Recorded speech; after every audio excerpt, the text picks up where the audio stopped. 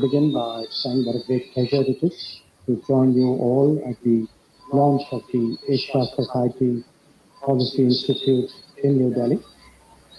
Uh, I have a reasonably long association with the Asia Society myself, going back to my postings in Washington.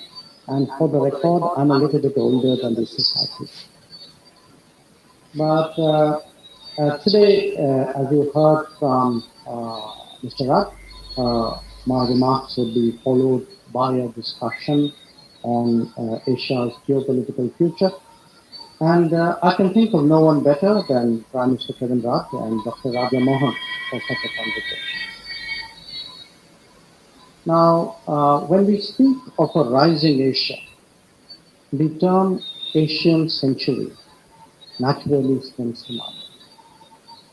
To the sensible and the sober, that signifies a greater weight for Asia in the overall global calculus. To the polemical, however, it has overtones of triumphalism with which India, at least, should not be comfortable. But either way, the Asian century requires an effective management of the contradictions of our continent. And that, in particular, means a modus vivendi among its key players. And that is why rising but divided is such a strong concept. It is said that a prerequisite for an Asian century is an India and China coming together. Conversely, their inability to do so will undermine it. Now, managing contradictions within Asia obviously presumes an acceptance of its diversity.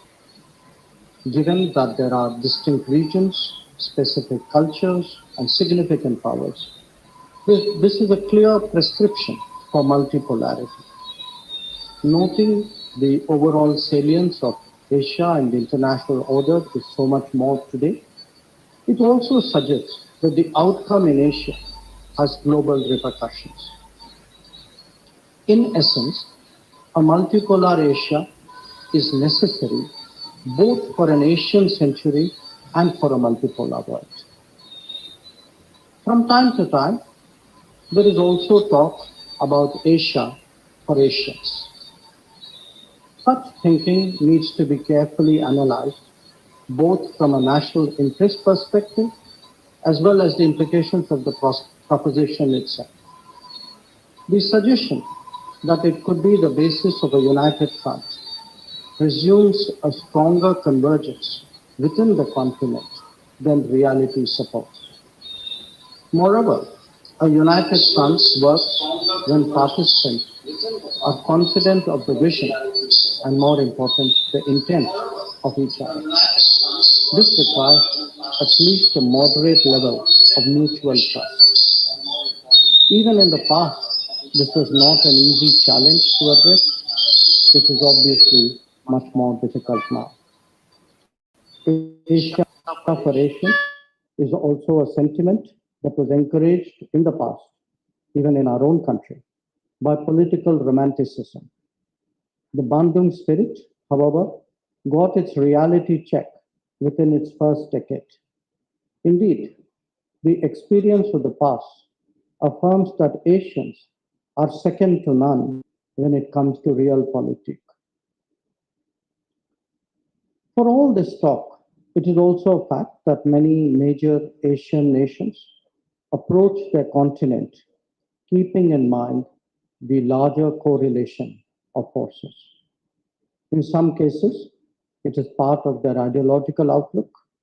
In others, it derives from treaty relationships.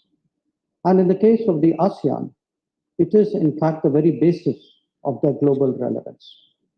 In fact, relatively speaking, it is India whose diplomatic traditions have been more narrowly bilateral. This was particularly the case in dealing with other Asian powers. That too is changing as we have all become more globalized over the last few decades. On this subject, let me also emphasize that a narrow Asian chauvinism is actually against the continent's own interests. Precisely because Asia is so energetic and creative, it would like to benefit from the open doors of other regions. That obviously cannot be a one-way street. Such an outlook also goes against the reality of globalization, whether it is resources, markets, or supply chains. These can no longer be compartmentalized. There are resident powers in Asia, like the United States, or proximate ones, like Australia, who have legitimate interests. Their contribution is also invaluable for securing the global commons. India's universalist outlook, expressed in the belief that the world is a family, encourages it to go beyond exclusivist Asian approaches. Asia's prospects and challenges are today very much dependent on developments in the Indo Pacific. In fact, the concept itself is a reflection of divided Asia, as some have a vested interest in keeping the region less cohesive and interactive. But the global commons and the international community are better served by collaborative endeavors like the Quad, apparently leaves them cold. Developing even a basic strategic consensus in Asia is therefore clearly a formidable task. As the international order evolves, this desire to selectively retain elements of the 1945 situation while transforming others, and we see that in the UN as well, complicates world politics. We can reasonably expect Asia to continue rising because the economic and demographic trends point in that direction. How divided it would be depends on how well or badly its fissures are managed. And this, in turn, would demand adherence to laws, norms, and rules. For a start, sovereignty and territorial integrity will have to be respected. Initiatives that impact the region must be consultative, not unilateral. Connectivity, in particular, should be transparent, viable, and market based.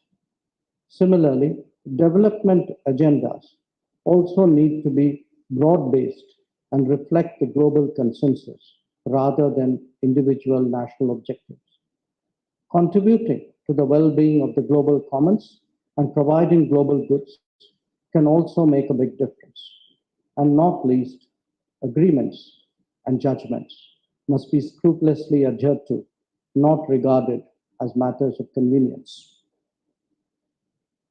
The three shocks of the COVID pandemic, the Ukraine conflict, and climatic disturbances are also impacting the evolution of the Asian economy.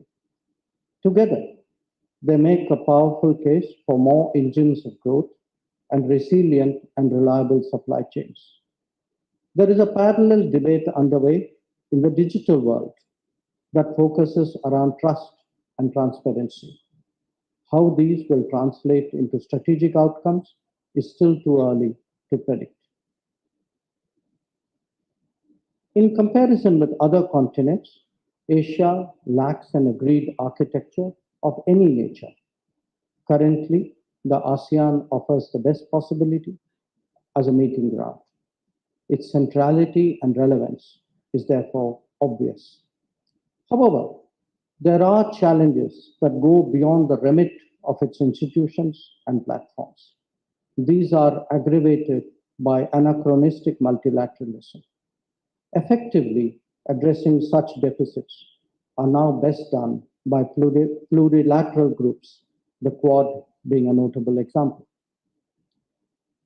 Much of the future of Asia depends on how relations between India and China develop in the foreseeable future.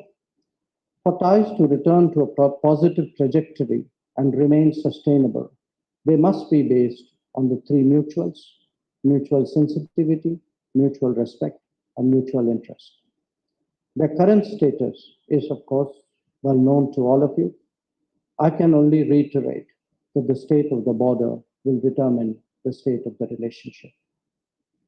So let me conclude by emphasizing the contribution that a rising Asia can make to the world order as the most dynamic region beyond the West. Its successes can inspire the rest of the global South. Indeed, it is leading the process of global rebalancing through its endeavors. For this to have the widest impact, India espouses a cooperative, inclusive, and consultative approach to international relations. We believe that multipolarity, rebalancing, fairer globalization, and reform multilateralism are all advanced by the progress of Asia. Our diplomacy is accordingly shaped by this belief. Thank you.